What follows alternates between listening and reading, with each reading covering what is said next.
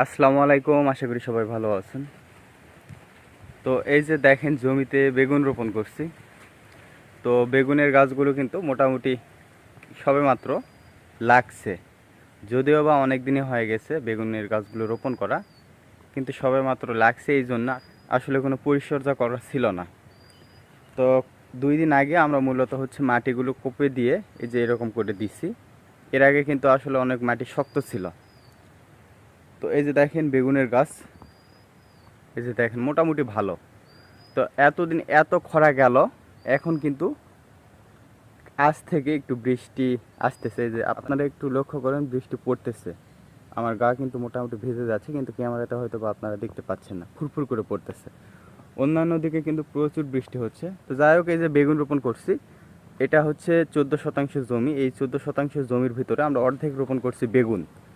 আপনারা জানেন এগুলোতে কিন্তু আসলে পটলের ধাংলা ছিল, পটল রোপণ করা ছিল। তো পটল তেমন হয়নি, বাজার থেকে চারা কেনা, সেজন্য পটল হয়নি। তো লাস্টে বাধ্য হয়ে পটলগুলো কিন্তু কেটে দিয়ে আমরা আবার রোপণ করলাম এই যে বেগুন। এখানে অর্ধেক রোপণ করছি বেগুন, আর অর্ধেক এখনও আপনার এই যে পড়েই আছে। তো এখানে আমরা রোপণ করব রসুন, আর কিছুদিন পরে রসুন রোপণ করব। মানে আমরা আগাম রসুন রোপণ করব। মানে এই রসুনগুলা আপনার বাণিজ্যিক আকারে, মানে আগেই যে আগাম যে রসুনগুলো ওঠে কাঁচা কাঁচা, ওইভাবে আমরা বিক্রি করব। তো সেই জন্য রসুন কিনছি, 1 মণ রসুন কিনছি, আর আমাদের বাড়িতে আছে মোটামুটি 50 কেজির মতো রসুন রোপণ করব। এখানে রোপণ করব, এবং পাশে আমাদের ওই পাশে আর একটা পটলের ঝাংলা আছে, ওই ঝাংলাতে রোপণ করব। মানে ওই ঝাংলাটা কেটে দিব, কেটে দিয়ে রসুন রোপণ করব। সেটা কিন্তু অবশ্যই আগাম রসুন, মানে আমরা যে সচরাচর যে রসুনগুলো রোপণ করি তার চাইতে আগাম হবে, অর্থাৎ কাঁচা কাঁচা বিক্রি করে দিব। এরকমই আমাদের মানে একটা আইডিয়া আছে। তো দেখা যাক পরবর্তীতে কি হয়। তো রসুন তো সোমবারে কিনলাম বাজার থেকে। এক ভাই বললেন যে ভাই, আগে তো রসুনের দাম কম ছিল, আমরা কিন্তু কিনলাম 9,000 টাকা মন, মানে 225 টাকা কেজি। তো বিষয়টা হলো, আগে আমাদের রসুন যে রোপণ করব এই জমিতে, এরকম কোনো পরিকল্পনা ছিল না।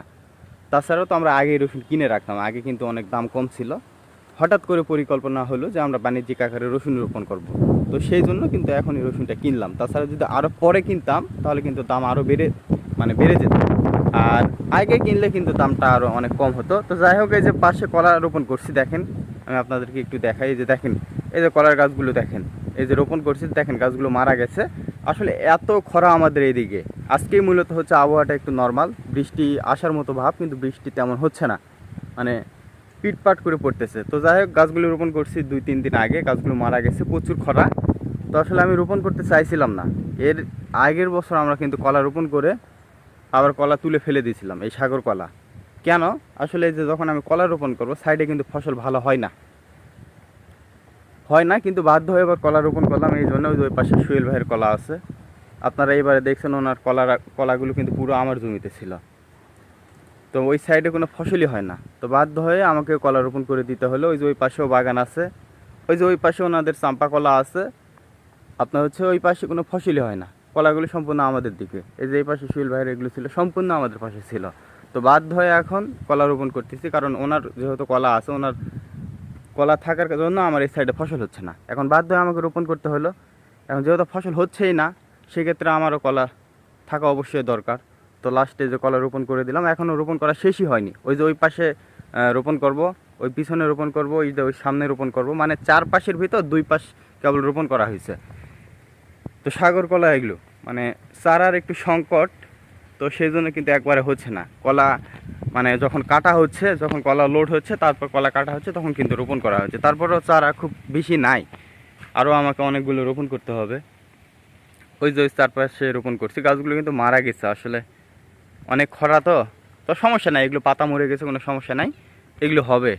হয়তো বা 2-4টা মিস যেতে পারে। 50-52টা যদি রোপণ করি এই জমিতে, আমি হয়তো বা 50-52টা গাছ রোপণ করব সাগর কলা। তো গত বছর রোপণ করছিলাম আমি সাগর কলা, এরকমই রোপণ করছিলাম, করে আমরা আবার তুলে ফেলে দিলাম। যে পটল রোপণ করলাম, যে সাইডে ফসল হয় না। আপনি ওই যে আমাদের ওই জমিতেও আছে কলা। আসলে সত্য কথা বলতে, জমির সাইডে কিন্তু তেমন ফসল হয় না কলা রোপণ করলে, ওই যে কলা হচ্ছে। তো এই জন্য আমরা এই জমিতে কলা রোপণ করে গাছগুলো মানে হয়ে গেল, তারপর আমরা তুলে ফেলে দিলাম যে ফসল হবে না। কিন্তু ওই যে আবার এখানে একটা গাছ সারা পড়ছিল, তো ওই গাছটাতে কিন্তু বিশাল একটা কাঁদি হয়ে গেল, কলাটা বিক্রি করলাম করে ওই যে আবার 2টা গাছ হয়েছে দেখেন, ওই যে ছেড়ে দিছি। তো এরকম করে তো যদি আমি কলাগুলো রাখতাম তাহলে কিন্তু আমার বেশ ভালো টাকার কলা বিক্রি হতো, কারণ এই জমিতে আমি পটলের তো কোনো টাকাই পেলাম না, আমার লস। কলাগুলো যদি থাকতো তাহলে দেখা যেত যে আমার জমির অন্তত খরচটা উঠে যেত। আপনার হচ্ছে 10-12 হাজার টাকা কলা বিক্রি হতো, এটা খারাপ না। 200 টাকা করে বিক্রি করলেও 10,000 টাকা কলা বিক্রি হতো, মানে 50টা গাছ ছিল। 200 টাকা তো এবার কাঁদি না, কারণ এবার কলার দাম বেশি। বড় বড় কাঁদি 400, 350, 320, আর ছোটোগুলো 250, 200, 280। তো গড় আপনার হচ্ছে 250 করে বিক্রি করলেও দেখা যেত যে আপনার মানে 12-13 হাজার টাকার কলা বিক্রি হতো। কিন্তু আমি ওই যে ভুল করে ফেলছিলাম, তো এবার আবার বাধ্য হয়ে রোপণ করতেছি, কারণ এমনিতেই সাইডে আমার ফসল হবে না। ওরা যেভাবে কলা রাখছে, মানে গাছ আছে ওদের সীমানায়, কিন্তু কাঁদি আছে এবং গাছটা আছে আমাদের সীমানায়। তো এইরকম। তো এখন বিষয়টা হলো, যখন ওই সাইডে কেউ কলা রোপণ করবে, মানে আপনার হচ্ছে জমির পার্শ্ববর্তী, ওর কলা যদি আপনার জমিতে 2টা আসে, আপনারও যদি 2টা ওর পাশে যায়, বা ওর যদি 10টা আসে, আপনারও যদি 2টা 4টা 5টা যায়, সেটা কিন্তু আলাদা বিষয়। কিন্তু আপনার কোনো কলা নাই, ওর সমস্ত কলা আপনার জমিতে, এটা কিন্তু মেনে নেওয়া অসম্ভব। তো এই বিষয় নিয়ে কিন্তু অনেক গণ্ডগোল হলো ওই জমিওয়ালার সঙ্গে। আমার ওই সাইডে কলার গাছ ছিল, উনি কি করছে, আপনার হচ্ছে কলা ধরা অবস্থায় কলার গাছে আপনার হচ্ছে বেকি, আপনারা চেনেন কি না, ওই যে লাঠির মাথায় বাঁধা থাকে, ওই লাঠি নিয়ে এসে আমার কলার পাতা কেটে দিছে। আমার তো মাথা গরম হয়ে গেছে, আমিও সেদিন কিছুদিন আগে পাতার অল্প কাটা ছেটে দিছি। ওর কি গরম, আমি বলতেছি নিজে আগে আপনি হচ্ছে ঠিক হবেন, তারপর আপনি আমার কাটে দিয়েছিলেন মনে আছে। তো বলতেছে যে আমি গাছ লাগাবো আমার সাইডে। ঠিক আছে, তোর সাইডে তুই গাছ লাগাবি, তোর ভালো কথা, ইউক্যালিপটাস গাছ লাগাবি, মানে লাগালে আমাদের ফসল যেন না হয়, এই বুদ্ধি আর কি। তো ঠিক আছে, তুই লাগাবি লাগা, তুই লাগালে আমরাও রোপণ করব। তো লাস্টে আর উনি দেখতেছি গাছ লাগাইনি। তো যেহেতু ওনার সাইডে কলা আছে সমস্ত, ওই যে দেখেন কলাগুলো আমার সাইডে সমস্ত। তো লাস্টে বাধ্য হয়ে আমি আবার কলা রোপণ করলাম।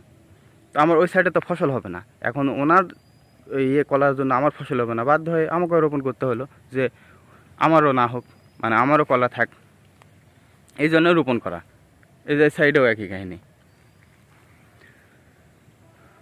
তো আমাদের এ পাশে আপনার হচ্ছে একটা বিষয়, মানে জমির প্রায় সবার সাইডে কলা রোপণ করা।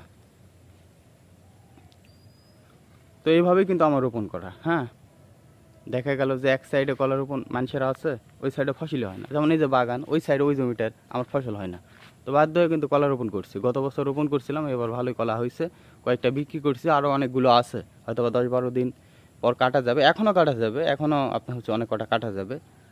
তো বিক্রি করব, তখন কত করে বিক্রি করতেছি অবশ্যই সেই ভিডিও দিব। আর এই কলা গাছগুলো হলে ভালোই হবে। তো সবাই ভালো থাকবেন। আর এই যে বেগুন তো রোপণ করলাম। বেগুন আসলে আমাদের কোনো অভিজ্ঞতা নাই, এর আগে বেগুন বহু বছর আগে চাষ করছিলাম। তাছাড়াও আমাদের এই বেগুন টেগুন এগুলো তেমন পড়তা হয় না, এই জন্য রোপণ করি না। তো এবারে একটু ইচ্ছে হলো যে বেগুন রোপণ করি। তো শীতকালীন বেগুন এগুলো আসলে দামও তেমন পাওয়া যায় না, তারপরও রোপণ করা, মানে হুজুগে বাঙালি এরকম। তো দেখা যায় কি হয়।